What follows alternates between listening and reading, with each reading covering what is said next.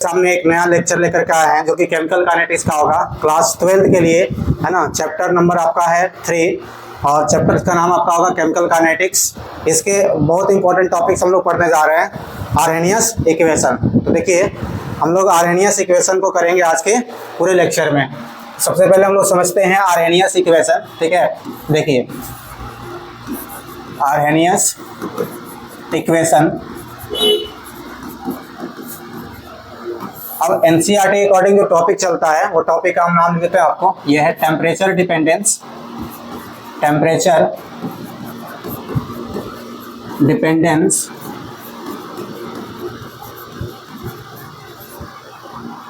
Rate of reaction. Rate of reaction, देखिए सुनिए जो टॉपिक आपका है एनसीईआरटी अकॉर्डिंग वो आपका है temperature dependence rate of reaction, ठीक है। अब इसमें यही आता है आपके इस टॉपिक के अंदर जो आप पढ़िएगा तो आएगा आपका आर्हेनियस इक्वेशन आता है। कई बार एग्जाम में पूछ चुका है, बार मतलब समझिए कि हर बार एग्जाम में, है ना। आप मतलब कंटिन्यू अगर नहीं पूछता है तो अल्टरनेट करके एग्जाम में पूछ ही लेगा आपको आर्हेनियस इक्वेशन है, बहुत इंपॉर्टेंट होता है, ठीक है। इस चैप्टर के लिए ध्यान दीजिए। Temperature dependence rate of reaction हम लोग करने वाले हैं। इसके अंदर क्या टॉपिक रहेगा आपका आर्हेनियस इक्वेशन, तो इसको हम लोग डील करेंगे। टेम्परेचर पर किस तरह से आपका रेट ऑफ रिएक्शन डिपेंड करता है, तो देखिए कहता है कि अगर आपका टेम्परेचर को आप चेंज कीजिएगा, है ना, टेम्परेचर अगर आप चेंज कर रहे हैं तो आपका रेट कांस्टेंट जो होता है वो चेंज हो जाता है। रेट कांस्टेंट जो होगा वो आपका चेंज होगा, ठीक है। रेट ऑफ रिएक्शन में एक रेट कांस्टेंट आता है, वो रेट कांस्टेंट क्या होगा, वो टेम्परेचर पर आपका डिपेंड करता है। अगर आप टेम्परेचर बढ़ाते हैं तो आपका रेट कांस्टेंट भी क्या हो जाएगा, बढ़ जाएगा। और अगर आप टेम्परेचर को क्या करते हैं, कम करते हैं, तो आपका रेट कांस्टेंट में क्या हो जाएगा, कम जाएगा। जैसे कि एग्जाम्पल से आपको बताते हैं। फॉर एग्जाम्पल मान लीजिए ये decomposition of nitrogen penta oxide है N2O5 का अगर आप डिकम्पोज करना चाहते हैं, देखिए जब डिकम्पोज होगा ना तो इसको अलग अलग टेम्परेचर पर ये अलग अलग टाइम लेता है डिकम्पोज होने में। फॉर एग्जांपल देखिए अगर 50 डिग्री सेल्सियस पर इसको डिकम्पोज करना चाहते हैं तो ये लगभग टाइम जो होता है वो 12 मिनट के आसपास लेता है। और फिर यदि इसको डिकम्पोज करते हैं 25 डिग्री सेल्सियस पर तो ये लगभग 5 आवर का टाइम ले लेता है, ठीक है। अब यदि टेम्परेचर को 0 डिग्री सेल्सियस पर कीजिए तो इसका जो टाइम हो जाएगा डिकम्पोज होने का वो लगभग 10 डेज का हो जाता है। तो कहने का अर्थ ये है कि अगर आप किसी भी सब्सटेंस को क्या करते हैं, है ना, डिकम्पोज करते हैं या कोई रिएक्शन हो रहा है तो वो रिएक्शन डिपेंड करता है टेम्परेचर पर। यदि टेम्परेचर को आप चेंज करेंगे तो रेट कांस्टेंट भी क्या होता है, चेंज। और रेट कांस्टेंट आप जानते हैं कि रेट कांस्टेंट जो होता है वो डायरेक्टली प्रोपोर्शनल क्या हो जाएगा, रेट ऑफ रिएक्शन का। अगर रेट कांस्टेंट चेंज हो रहा है तो रेट ऑफ रिएक्शन भी चेंज हो रहा है, और अगर रेट ऑफ रिएक्शन आपका चेंज कर रहा है तो रेट कांस्टेंट भी चेंज हो जाएगा। क्या इसमें कि जब भी कोई रिएक्शन कराते हैं तो टेम्परेचर पर डिपेंड करता है। अब टेम्परेचर इंक्रीज कीजिएगा तो रेट ऑफ रिएक्शन इंक्रीज करता है। इस एग्जांपल से देखिए टेम्परेचर अगर आपका 50 डिग्री सेल्सियस है तो इसको डिकम्पोज होने में 12 मिनट का अप्रोक्स टाइम लगता है। जबकि अगर टेम्परेचर आप 25 डिग्री सेल्सियस कर देते हैं तब डिकम्पोज होने में अप्रोक्स 5 आवर्स का टाइम लगता है।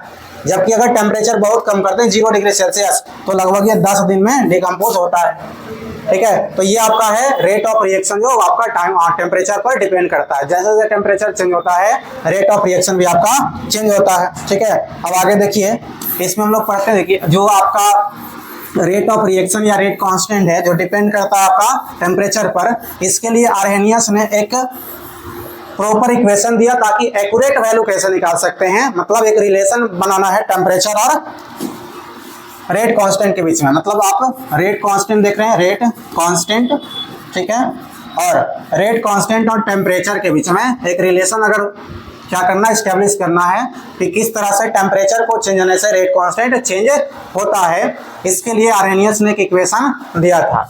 इक्वेशन को समझने से पहले समझ लेते हैं कि टेम्परेचर को कितना हम चेंज करेंगे, ठीक है, तो आपका रेट कांस्टेंट कितना चेंज हो जाएगा। तो कहता है देखिए यदि आप टेम्परेचर को पर 10 डिग्री से बढ़ाते हैं, पर 10 डिग्री केल्विन में भी हो सकता है, आपका डिग्री सेल्सियस में भी हो सकता है। यदि टेम्परेचर पर 10 डिग्री आप चेंज करते हैं तो आपका जो रेट कांस्टेंट होगा वो हो जाता है डबल। क्या इसका मतलब है, समझिएगा। पर 10 डिग्री टेम्परेचर को चेंज करने से रेट कांस्टेंट डबल हो जाता है। एक एग्जांपल से आपको समझाते हैं। फॉर एग्जांपल आपका रेट और टेम्परेचर मान लेते हैं इसका जो है, देखिए टेम्परेचर 5 डिग्री सेल्सियस पर रेट कांस्टेंट K का वैल्यू रेट कांस्टेंट के का जो वैल्यू आपका है वो सपोज मान लीजिए कि आपका 2 पर सेकेंड है, ऐसे मान लेते हैं। टेम्परेचर कितना है 5 डिग्री सेल्सियस पर, रेट कांस्टेंट 2 पर सेकेंड है। और यदि आप टेम्परेचर को क्या करते हैं 10 डिग्री से बढ़ा देते हैं तो 5 + 10 ये हो जाएगा आपका 15 डिग्री सेल्सियस। अब टेम्परेचर तो की बढ़ गया है बाई 10 डिग्री से, बाई 10 डिग्री यूनिट से आप टेम्परेचर को बढ़ा रहे हैं, तो आपका जो रेट कांस्टेंट होगा वो पर 2 सेकेंड से होकर के पर 4 सेकेंड पर सेकेंड हो जाएगा। मतलब ये डबल हो जाता है, रेट कांस्टेंट क्या हो जाएगा डबल हो जाता है। फिर यदि आप टेम्परेचर को सपोज मान लीजिए 15 डिग्री सेल्सियस से 25 डिग्री सेल्सियस कर दिए, यहाँ भी कितना इंक्रीजमेंट हुआ टेम्परेचर में +10 डिग्री सेल्सियस। जब भी 10 डिग्री सेल्सियस या 10 डिग्री यूनिट चेंज होगा टेम्परेचर का, तो आपका जो रेट कांस्टेंट होगा वो हमेशा डबल हो जाता है। जैसे पहले कितना था 15 पे 4 पर सेकेंड, अब क्या होगा आपका 15 पर सेकेंड, 15 पर सेकेंड हो जाएगा। जब भी आप टेम्परेचर को चेंज कर रहे हैं बाई 10 डिग्री यूनिट से, तो आपका जो रेट कांस्टेंट होगा वो डबल हो जाता है, हमेशा डबल होगा। एक एग्जांपल और से आपको समझाते हैं कि अगर आप टेम्परेचर को चेंज कर रहे हैं है ना प्रत्येक 10 डिग्री से, तो आपका रेट कांस्टेंट कैसे डबल होता है। जैसे मान लीजिए कि यहाँ पर आपका टेम्परेचर है 50 डिग्री सेल्सियस, अब टेम्परेचर को आप बढ़ा करके कर दिए हैं 70 डिग्री सेल्सियस, ठीक है। लेकिन 50 डिग्री सेल्सियस पर किसी रिएक्शन का रेट कांस्टेंट फॉर एग्जांपल के लिए x मान लेते हैं, तो अब कहता है कि यहाँ पर जो आपका 70 हो गया है सर, लेकिन अब इसको आप चेंज कैसे कर रहे हैं 50 से 70, मतलब 20 डिग्री सेल्सियस को चेंज किए हैं। अब यहाँ देखते हैं पर 10 डिग्री सेल्सियस में कितना हो जाता है, डबल हो जाता है। यदि 50 से है ना टेम्परेचर को 60 डिग्री सेल्सियस कर देंगे, तो आपका जो रेट कांस्टेंट होगा वो x से कितना हो जाएगा 2x। फिर 60 से आप 70 की तरफ जा रहे हैं, यानी यहाँ पर भी 10 डिग्री सेल्सियस को इंक्रीज कर रहे हैं, तो फिर से आपका रेट कांस्टेंट पहले कितना था 60 पर 2x, अब 60 से 70 जा रहे हैं तो कितना हो जाएगा, इसका भी डबल हो जाएगा तो 4x, इसी का डबल हो जाएगा। तो इस तरह से आपका रेट कांस्टेंट डिपेंड करता है टेम्परेचर पर। लेकिन इसको प्रॉपर वैल्यू एक्यूरेट करने के लिए आर्हेनियस ने एक प्रॉपर इक्वेशन दिया था, ठीक है ना। उस इक्वेशन को हम लोग देखते हैं कि आर्हेनियस इक्वेशन क्या है। तो आइए आर्हेनियस इक्वेशन की तरफ हम लोग बढ़ते हैं। देखिए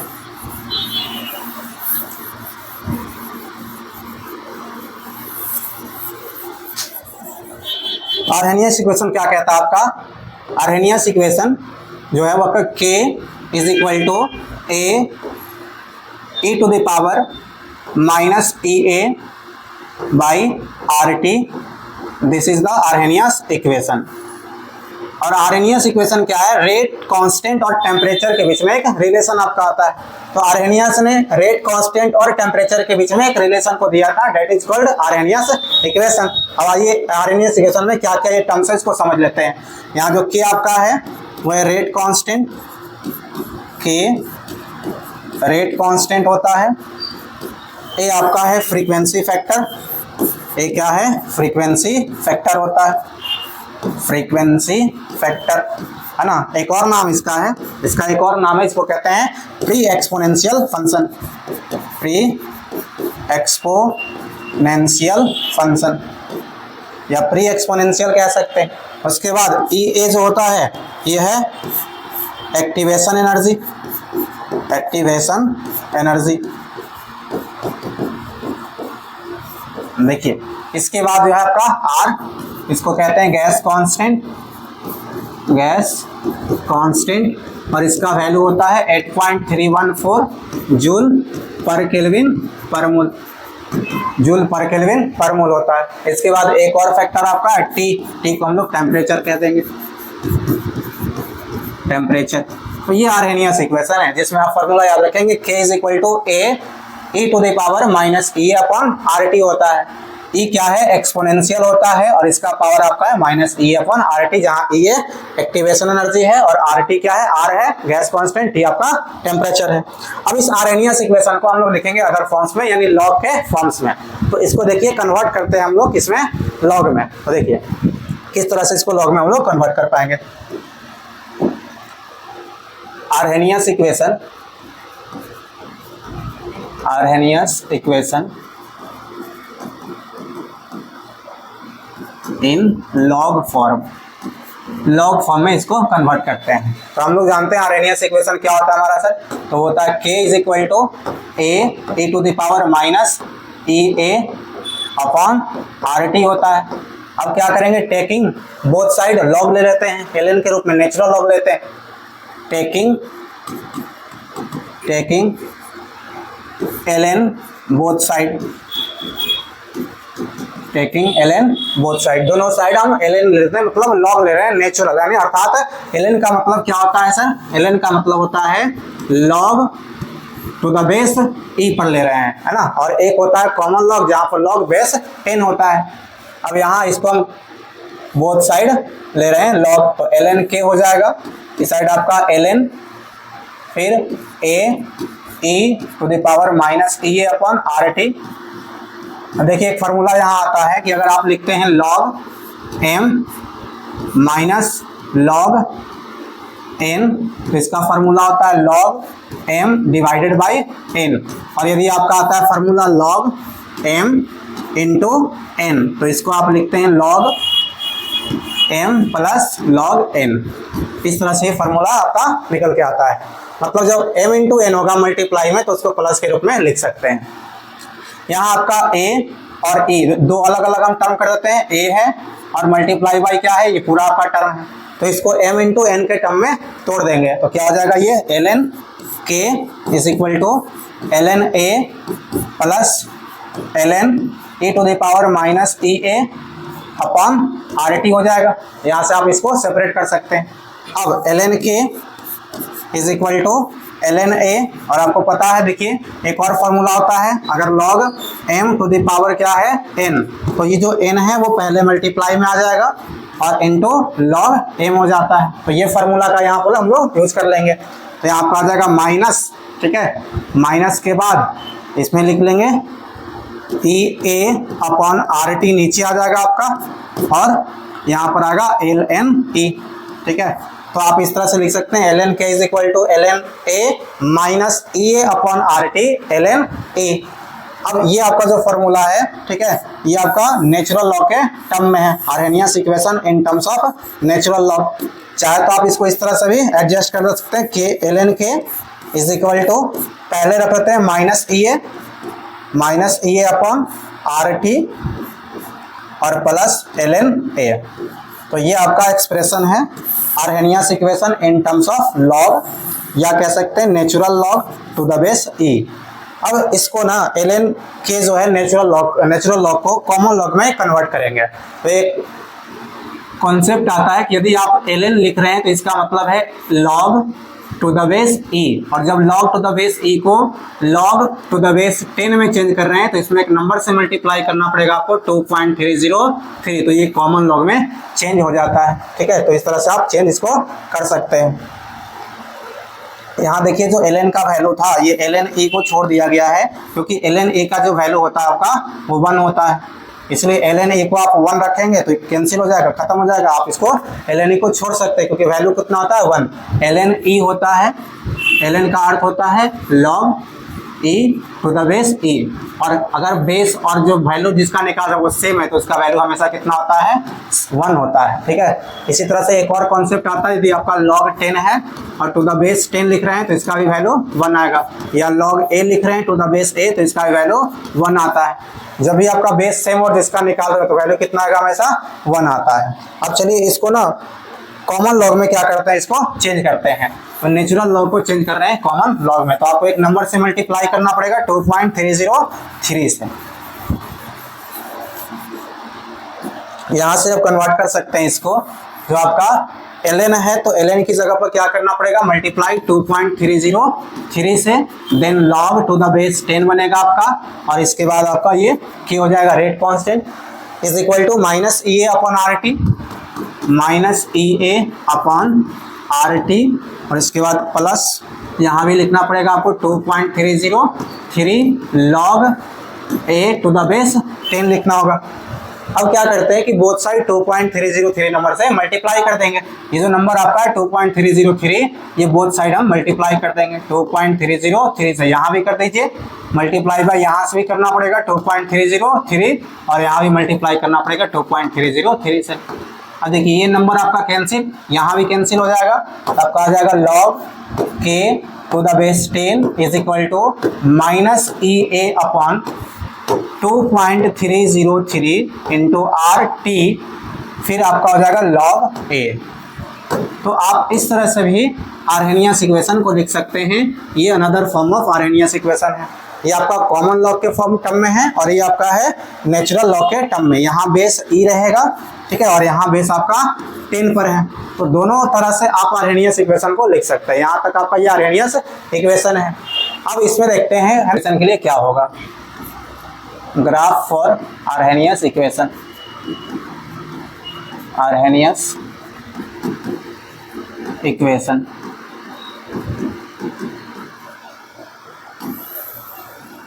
पहला ग्राफ जो आपका है ग्राफ बिटवीन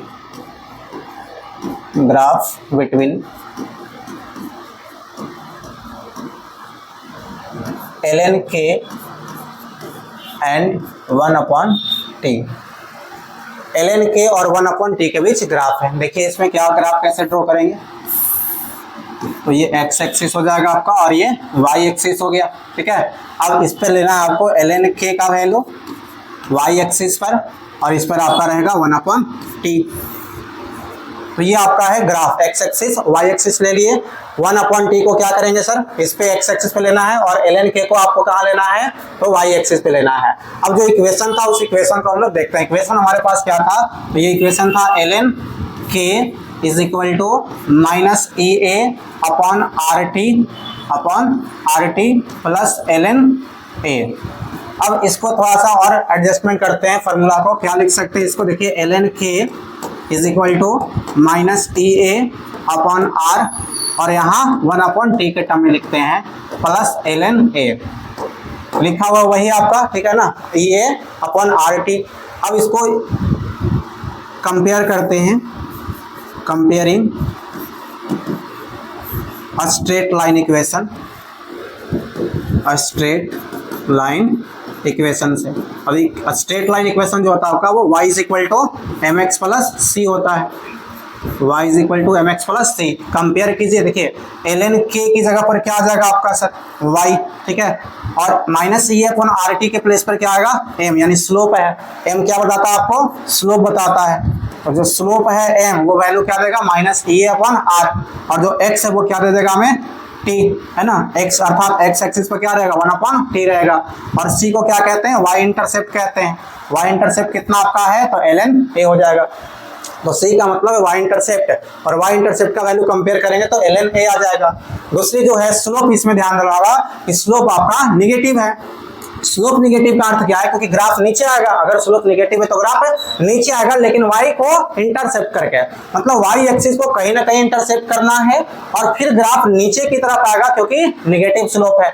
मान लीजिए यहाँ पर आपका y इंटरसेप्ट इस पॉइंट पर है और फिर ग्राफ कहाँ आएगा, नीचे की तरफ। रीजन क्या है सर, क्योंकि स्लोप आपका निगेटिव है।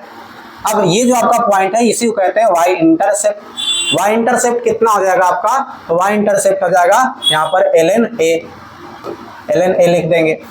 और इसका जो स्लोप आएगा, ठीक है, तो स्लोप हम लोग कैसे निकालते हैं, tan थीटा से। स्लोप आपका निकलता है tan थीटा से, और tan थीटा का वैल्यू आप यहाँ देखिएगा तो माइनस ई अपॉन आर आ जाएगा, माइनस ई अपॉन आर। तो यहाँ जो स्लोप होगा वो आपका माइनस ई अपॉन आर हो जाएगा।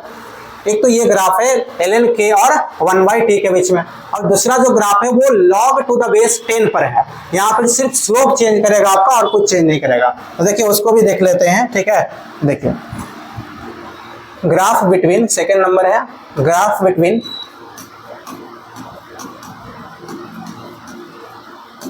log k to the base 10 and 1/t। इसमें पहले फॉर्मूला को चेक करते हैं क्या फॉर्मूला था। log k to the base 10 is equal to minus E A upon 2.303 r into T, 1/t लिख लेते हैं इसको, और plus log a to the base 10, इस प्रकार से आप लिखेंगे। अब यहाँ भी कंपेयर कर लीजिए straight line equation y is equal to m x plus c से, तो ये y हो जाएगा, ये m के प्लेस पर है, ये आपका x के प्लेस पर है और ये आपका c के प्लेस है। y is equal to m x plus c से कर लेंगे। अब इसका ग्राफ ड्रॉ करते हैं, देखिए क्या होगा। ग्राफ को ड्रॉ करने के लिए y एक्सिस पे आपको लेना है log k to the base 10, यहाँ आपका हो जाएगा 1/t, ग्राफ फिर भी वही बनेगा, सेम रहेगा, बस स्लोप चेंज होगा। देखिए y इंटरसेप्ट कितना है, log a to the base 10, slope कितना है, निगेटिव में। तो जब स्लोप निगेटिव में होता है तो आपका जो ग्राफ होगा वो इस तरह से आएगा, ठीक है। ये पॉइंट जो होगा वो y इंटरसेप्ट कहलाएगा, और इसको हम लोग क्या करेंगे, y इंटरसेप्ट को, तो सर ये y इंटरसेप्ट आपका है log a to the base 10 हो जाएगा। और जो इसकी स्लोप इस बार होगा, बस स्लोप चेंज हो रहा है, यहाँ स्लोप tan थीटा होगा, और tan थीटा किसके इक्वल होगा आपका, तो माइनस EA अपॉन 2.303 r के इक्वल होगा। तो इस बार केवल आपका क्या चेंज कर रहा है, स्लोप चेंज कर रहा है, ठीक है। अब ये आपका था पूरा आर्हेनियस इक्वेशन, आर्हेनियस इक्वेशन के साथ साथ जो था वो आपका ग्राफ हम लोग देख लिए। इसमें कुछ और छोटे छोटे टर्म्स है, उसको भी कंप्लीट ही कर लेते हैं, ठीक है। तो एक साथ ही पूरा कंप्लीट कर लेंगे हम लोग। देखिए नेक्स्ट आपका है आर्हेनियस इक्वेशन से जुड़ा कुछ important point, some important point।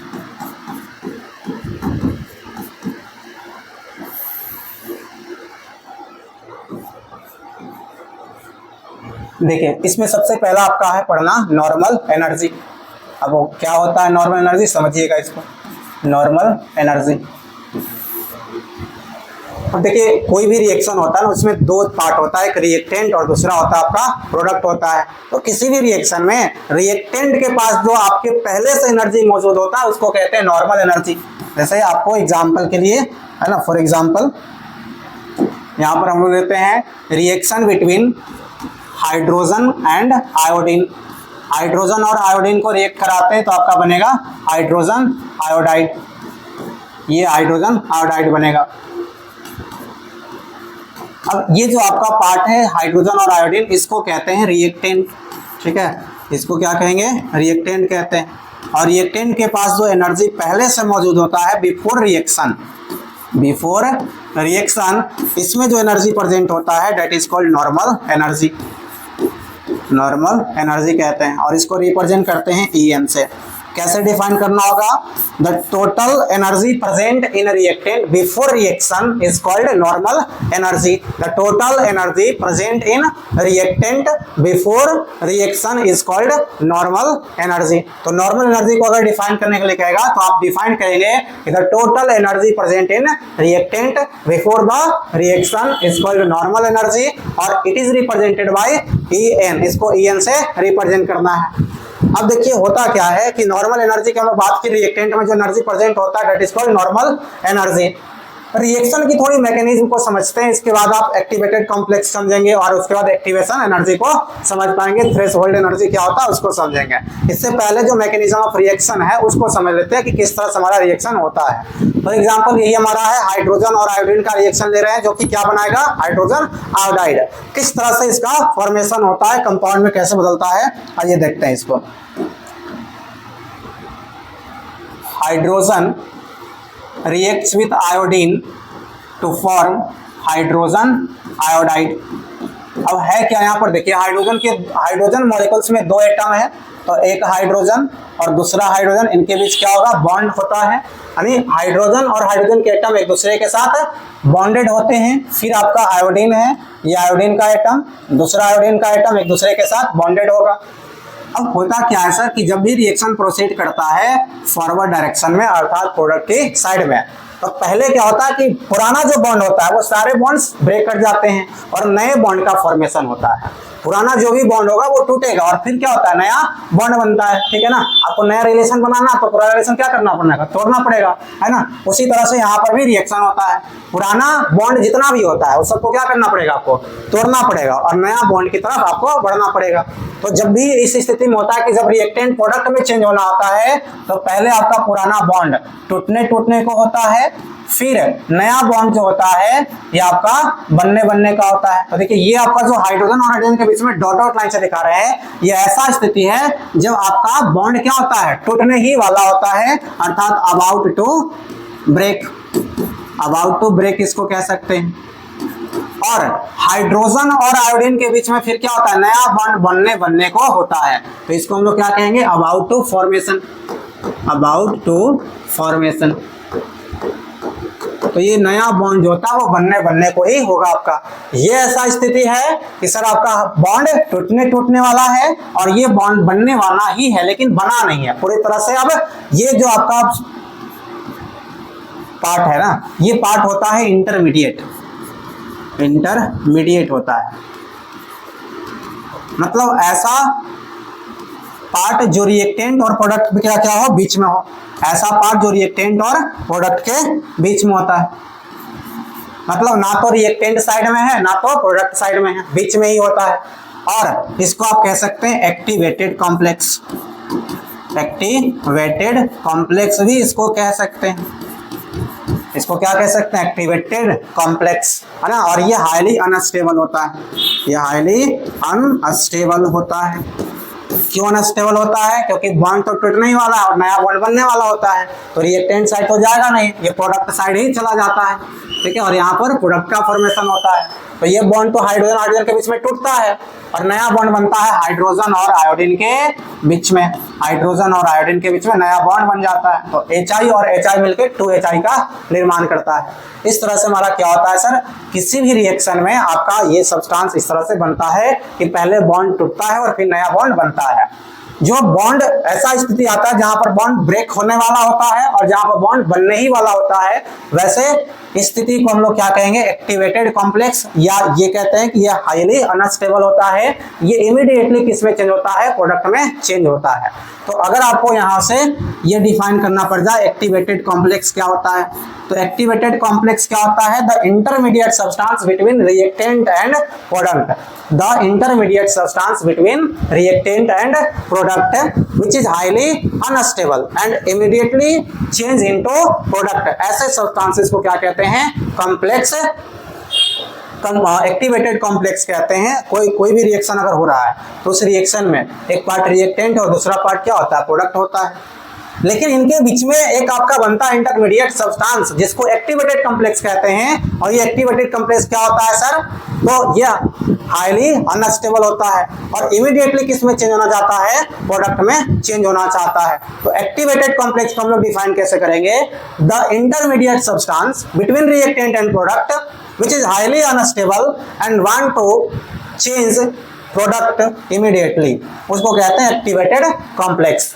उम्मीद है क्लियर हो गया होगा एक्टिवेटेड कॉम्प्लेक्स किसको कहते हैं सर, या इसी का नाम क्या है, इंटरमीडिएट सब्सटेंस कहते हैं। अब आते हैं कि एक्टिवेशन एनर्जी क्या होता है और थ्रेशोल्ड एनर्जी क्या होता है, इसकी तरफ हम लोग आते हैं। आइए देखते हैं एक्टिवेशन एनर्जी क्या है, थ्रेशोल्ड एनर्जी क्या है। इसके लिए देखिए ग्राफ से समझते हैं कि एक्टिवेशन एनर्जी क्या है और आपका थ्रेशोल्ड एनर्जी क्या होता है। यहाँ पर हम दो ग्राफ बना रहे हैं, एक आपका होगा फॉर एंडोथर्मिक और एक आपका होगा फॉर एक्सोथर्मिक। देखिए क्या करते हैं, इस पर लेते हैं एनर्जी, इस पर रिएक्टेंट का एनर्जी लेते हैं, this is the energy of reactant, और इधर आपका है path of reaction, path of reaction. X axis पे क्या ले रहे हैं, पाथ ऑफ रिएक्शन, मतलब रिएक्शन जो प्रोसीड हो रहा है वो इस पाथ के अकॉर्डिंग होगा या इस पाथ के अलोंग होगा। इस पर आप बढ़िएगा तो आपका रिएक्शन प्रोडक्ट में चेंज, रिएक्टेंट जो होगा वो प्रोडक्ट में चेंज होगा। और ऊपर की तरफ जा रहे हैं तो आपकी पोटेंशियल एनर्जी या एनर्जी आपका रिएक्टेंट का चेंज होगा। अब एक बात बताइए कि जो रिएक्टेंट है उसमें पहले से ही क्या होता है, मौजूद एनर्जी मौजूद होता है, उसको कहते हैं नॉर्मल एनर्जी कहते हैं। तो कोई भी रिएक्टेंट है उसके पास एक अपना नॉर्मल एनर्जी होता है। सपोज हम मानते हैं ये आपका जो है ये किसी भी रिएक्टेंट का नॉर्मल एनर्जी है जिसको रिप्रेजेंट करेंगे En से, this is the normal energy, मतलब ये लेवल जो है यहाँ तक आपका पहले से ही एनर्जी मौजूद है किसमें, किसी भी रिएक्टेंट में। लेकिन अब क्या है कि इसको एक्टिवेटेड कॉम्प्लेक्स बनाना है, अर्थात प्रोडक्ट बनाना है। तो प्रोडक्ट बनाने के लिए किसी भी रिएक्टेंट को एक्स्ट्रा एनर्जी की जरूरत पड़ता है। जितना एक्स्ट्रा एनर्जी की जरूरत पड़ता है उसको कहते हैं एक्टिवेशन एनर्जी। जितना भी एक्स्ट्रा एनर्जी की जरूरत पड़ता है उसको एक्टिवेशन एनर्जी कहते हैं। सपोज मान लीजिए इसको प्रोडक्ट बनाने के लिए इस लेवल तक आते हैं, इतना एनर्जी की जरूरत है, ठीक है। तो यहाँ से पहले इसके पास रिएक्टेंट के पास ये एनर्जी होगा, इसको नॉर्मल एनर्जी कहते हैं। अब इसको इस एनर्जी तक गेन करना है, यहाँ तक एनर्जी प्राप्त करना है ताकि ये एक्टिवेटेड कॉम्प्लेक्स बना सके और फिर फर्दर प्रोडक्ट में चेंज हो सके। तो यहाँ से इसको एनर्जी क्या करना पड़ेगा, गेन करना पड़ेगा।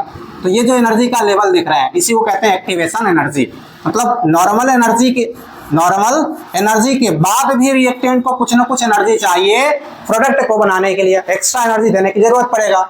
इस एक्स्ट्रा एनर्जी को ही क्या कहते हैं, तो इसको कहते हैं एक्टिवेशन एनर्जी, ई से रिप्रेजेंट करते हैं। ये आपका एक्टिवेशन एनर्जी है। अब जब ये रिएक्शन प्रोसीड हो रहा होगा तो पहले कुछ एनर्जी गेन करता है ताकि बॉन्ड को क्या कर सके, तोड़ सके, ठीक है। और जब नया बॉन्ड बनने लगता है तो एनर्जी से रिलीज होता है। ये ध्यान रखना, जब भी रिएक्शन होता है तो पहले आपका बॉन्ड को ब्रेक करने में, जब बॉन्ड ब्रेक होता है तो एनर्जी देना पड़ेगा। बॉन्ड जब भी ब्रेक करना है तो इसमें एनर्जी कंज्यूम होता है, एनर्जी देना पड़ेगा। इसलिए एनर्जी को क्या करेगा, पहले ये गेन करेगा, तो धीरे धीरे अपना एनर्जी का लेवल बढ़ा रहा है। और जैसे ही प्रोडक्ट में चेंज होना शुरू करता है तो एनर्जी रिलीज करता है। एनर्जी रिलीज करने के बाद जो आपका ग्राफ है वो कुछ इस तरह से यहाँ आता है। ये जो स्थिति है आपका प्रोडक्ट बनने का स्थिति है, मतलब यहाँ पर आकर के इसने प्रोडक्ट का फॉर्मेशन कर लिया। अब देखिएगा ये जो एनर्जी है यहाँ से, ठीक है, यहाँ से लेकर के यहाँ तक, इसको कहते हैं इंथैल्पी ऑफ प्रोडक्ट। इसको क्या कहेंगे, इंथैल्पी ऑफ प्रोडक्ट। मतलब प्रोडक्ट बनने में जो एनर्जी आपका लगा है वो यहाँ पर कह सकते हैं इंथैल्पी ऑफ प्रोडक्ट है। और ये जो आपका है नॉर्मल एनर्जी, इसको इंथैल्पी ऑफ रिएक्टेंट भी कहा जा सकता है। मतलब जो रिएक्टेंट के पास एनर्जी होता है वो होता है इंथैल्पी ऑफ रिएक्टेंट। ये जो पार्ट दिख रहे हैं यहाँ से लेकर के यहाँ तक, ये आपका इंथैल्पी ऑफ रिएक्टेंट या नॉर्मल एनर्जी है। अगर प्रोडक्ट यहाँ पर आकर के बना है तो यहाँ से और यहाँ तक का जो डिस्टेंस होगा ये कहलाएगा इंथैल्पी ऑफ प्रोडक्ट कहते हैं। अब बात आता है कि सर यहाँ जो एनर्जी था इस पॉइंट पर, और इसको अगर हम ओरिजिन से ले लें यहाँ तक, तो ये जो आपका एनर्जी है इसको कहते हैं थ्रेशोल्ड एनर्जी, जिसको ET से रिप्रेजेंट करते हैं। अर्थात थ्रेशोल्ड एनर्जी क्या होता है, तो नॉर्मल एनर्जी और प्लस एक्टिवेशन एनर्जी। तो जब भी आपको थ्रेशोल्ड एनर्जी पूछे तो आपको बताना है कि थ्रेशोल्ड एनर्जी जो होता है वो नॉर्मल एनर्जी और एक्टिवेशन एनर्जी के सम के इक्वल होता है। एक्टिवेशन एनर्जी क्या होता है, the minimum extra energy required to form activated complex is called activation energy. और एक्टिवेशन एनर्जी और नॉर्मल एनर्जी का जो सम होता है उसको कहते हैं थ्रेशोल्ड एनर्जी, या वह मिनिमम एनर्जी जो आप जिस पर कोई सब्सटेंस एक्टिवेटेड कॉम्प्लेक्स बनाता है उसको कहते हैं थ्रेशोल्ड एनर्जी, जिसको ET से रिप्रेजेंट करते हैं। अब इसमें देखिए हम निकालते हैं change in enthalpy. Change in enthalpy, तो चेंज इन एंथैल्पी कैसे निकलता है, अगर डेल्टा H निकालना है आपको तो चेंज इन एंथैल्पी निकलता है final enthalpy minus initial enthalpy. Final का मतलब क्या, प्रोडक्ट बनने के बाद जो एंथैल्पी रहा, प्रोडक्ट बनने के बाद एंथैल्पी HP होगा minus HP minus enthalpy of reactant. अब देखिए एंथैल्पी ऑफ जो प्रोडक्ट यहाँ पर है वो अधिक है किसके तुलना में, तो एंथैल्पी ऑफ रिएक्टेंट से। इसलिए जो वैल्यू आएगा डेल्टा H का यहाँ आएगा पॉजिटिव वैल्यू। और जब भी पॉजिटिव वैल्यू होता है तो ऐसे रिएक्शन को एंडोथर्मिक रिएक्शन कहते हैं। ये जो ग्राफ आपका है वो एंडोथर्मिक के लिए, एंडोथर्मिक के लिए ग्राफ होता है। जब एंडोथर्मिक रिएक्शन होगा तो आपका इस तरह से ग्राफ को ड्रॉ करना है, जहाँ ET क्या है तो आपका थ्रेशोल्ड एनर्जी, HR या फिर EN नॉर्मल एनर्जी है, EA एक्टिवेशन एनर्जी, और ये आपका है change in enthalpy of formation of product, इसको कह सकते हैं। दूसरा केस आपका आता है एक्सोथर्मिक रिएक्शन के लिए। एक्सोथर्मिक रिएक्शन देखिए इसके लिए कैसे ग्राफ ड्रॉ करेंगे, तो सपोज मान लीजिए इस पे हमारा क्या है एनर्जी, इस पर है एनर्जी और इस पर आपका है सर, ठीक है, पाथ ऑफ रिएक्शन है। इसके लॉन्ग, इस पाथ के लॉन्ग, एक्स एक्सिस के लॉन्ग आपका रिएक्शन होगा, पाथ ऑफ रिएक्शन। अब इसमें क्या कर लेते हैं, तो अगर रिएक्टेंट है, प्रोडक्ट में चेंज हो रहा है तो रिएक्टेंट के पास अपना क्या होता है, normal energy. This energy is called normal energy EN, या इसी को कह सकते हैं एंथैल्पी ऑफ रिएक्टेंट, ER भी कहा जा सकता है। लेकिन अगर रिएक्टेंट को प्रोडक्ट में चेंज होना है तो पहले एक्टिवेटेड कॉम्प्लेक्स बनाना पड़ेगा। एक्टिवेटेड कॉम्प्लेक्स को बनाने में जो एक्स्ट्रा एनर्जी का रिक्वायरमेंट होता है that is called activation energy.